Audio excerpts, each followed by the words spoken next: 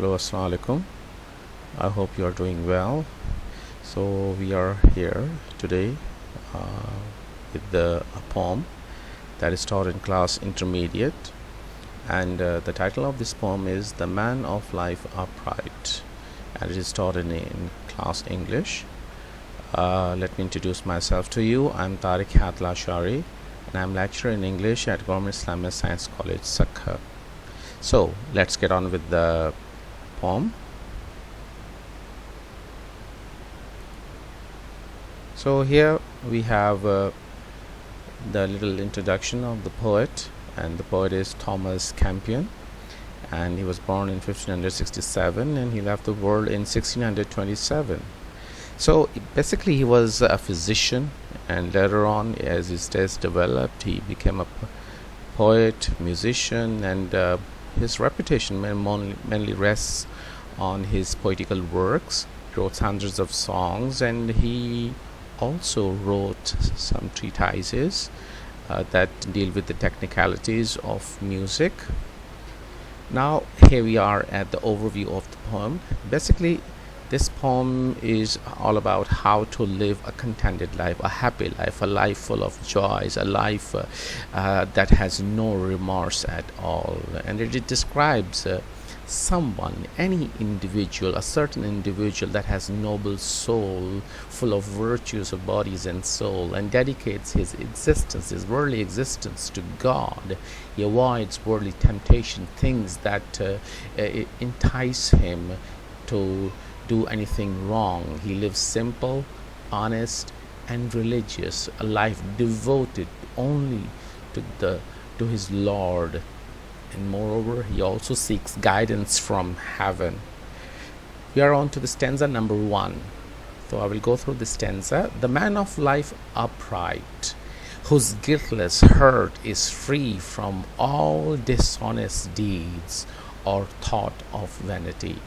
Let me describe you the meaning of difficult words. The word upright over here, life upright, means a life that is simple, strict, honorable, a life that has no adulteration or anything wrong. And that man who possesses such a life, his heart is pure, his innocent heart is free from all those wrong, deceitful, insincere deeds or actions, and even that he does not possess any kind of vanity, the false pride, any thought, any figment of wrong thought does not exist in his heart. Its heart is pure. We are on to the second stanza. The man whose silent days in harmless joys are spent, whom hopes cannot delude, nor sorrow discontent. Now such a man, he lives silent days, means life full of solitude, a serene life he lives. His days, his days that he spends are harmless, means his personality, his existence is harmless for others, means something wrong does not happen from him that can cause any sort of harm to any other person. And his hopes does not deceive him. Hopes, what does hopes means? Things that positive things that he that can happen in future. So his hopes cannot mislead him, nor that sadness or distress can cause any kind of dissatisfaction. Now we are on to the stanza number 3. That man needs neither towers nor armor for defense, nor secret walls to fly from thunder's violence. Now if such a man is there, he does not need any kind of towers or high places of any stronghold or a fortress. He does not need any armor or protective covering for defense.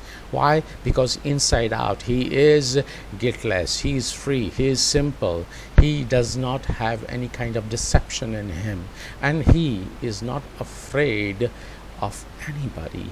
He faces the world as he is, and there is no place for him that he goes and hides himself.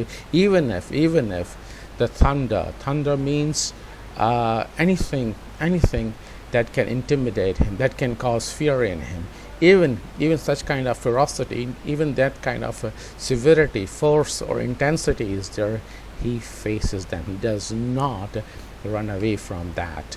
Now we are on to the stanza number 4. He can only behold with unaffrighted eyes the horrors of the deep and terrors of the skies.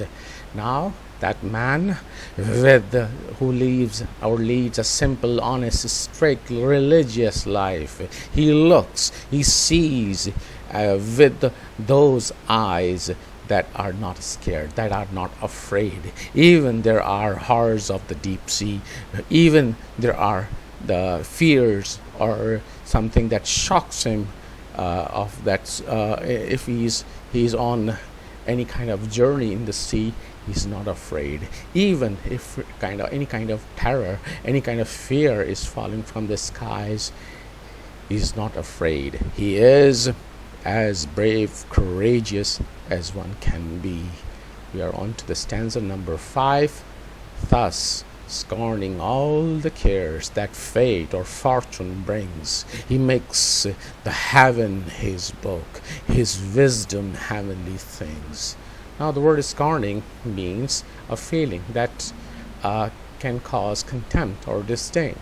Or cares means preoccupations, anything that disturbs somebody's minds. So he scorns all sort of thoughts or preoccupations that disturb his mind, and that fate or fortune brings means in his fortune or in his luck or those events that unfold, he does not give bother, and he does not think much about such things, because he knows that those things can disturb him mentally.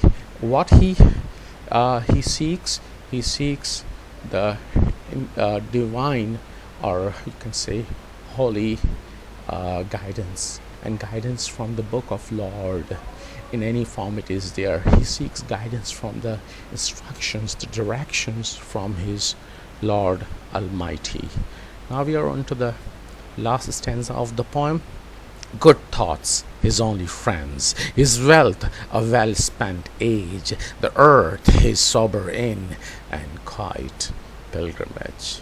So he lives the way he wants to. So who are his good friends? His friends are his good thoughts, the positive thoughts, the thoughts that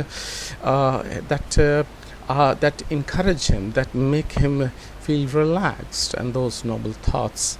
And when he looks back at his age, all those good deeds, positive deeds, all those things that he has done to keep himself in a noble way are quietly well spent, and he feels that he has spent in the best possible manner. And this world that he lives in is his sober inn.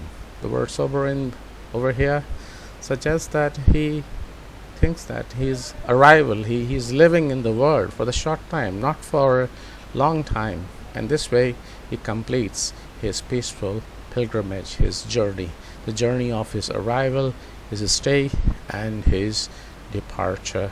With this, we come to the end of the poem. Hope you have understood and the message behind the poem. And the message is that one should live a life in a very happy and in a very contentful manner, not allowing anything negative to creep into his mind, his heart, and to disturb him. Thanks a lot. God bless you.